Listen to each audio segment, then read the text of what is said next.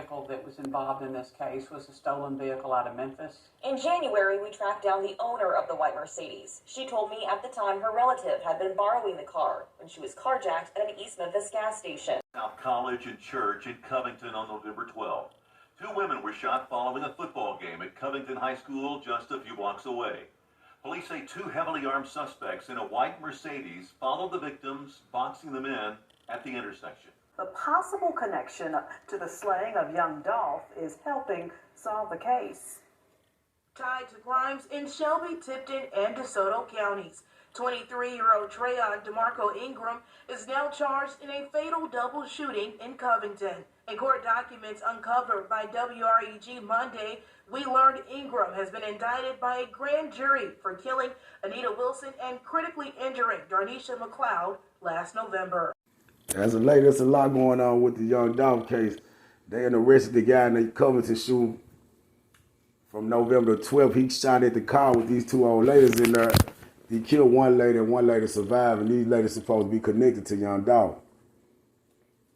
Just a brazen attempt at these ladies' life right by a police station down there in Covington, about 20, 30 minutes away from Memphis.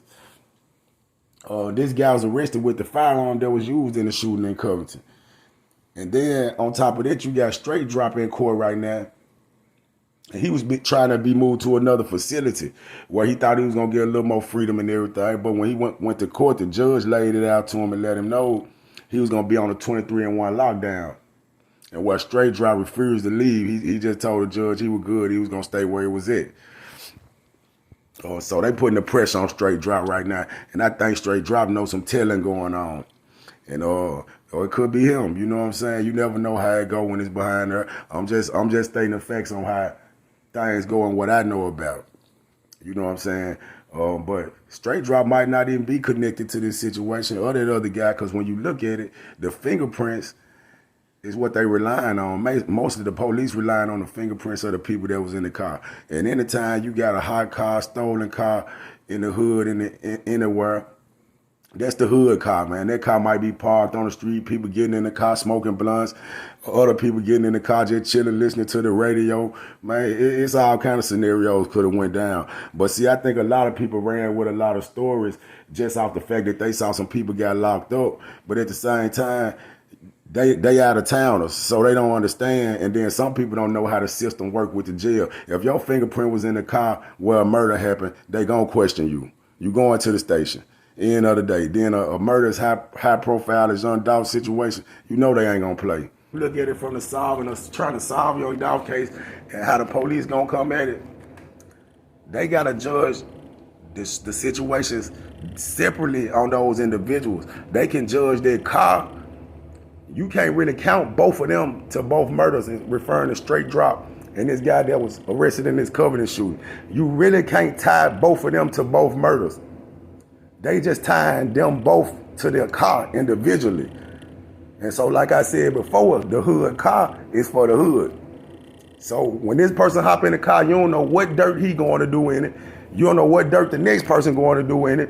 So you can't really associate them two with each other unless somebody come out and snitch. You had Str8 went on the run and everybody looked at that as something that was suspicious. But you got to think about this too.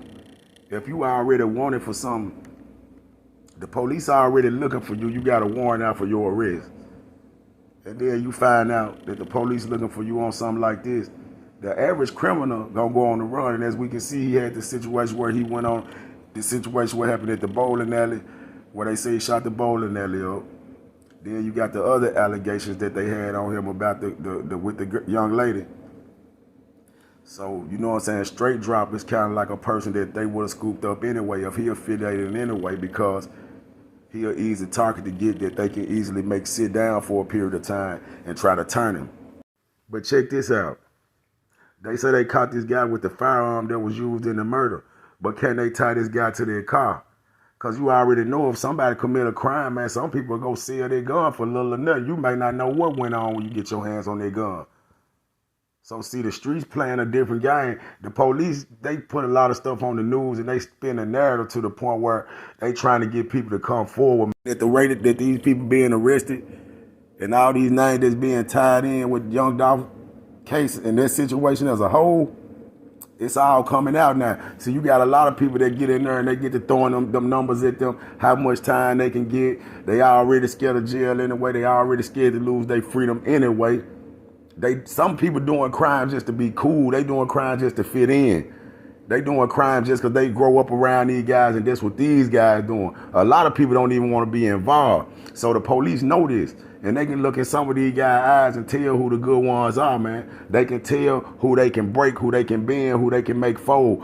So when y'all young brothers doing crime, man, not condoning crime in any kind of way, but it's best to do things on your own. Like and subscribe to my channel.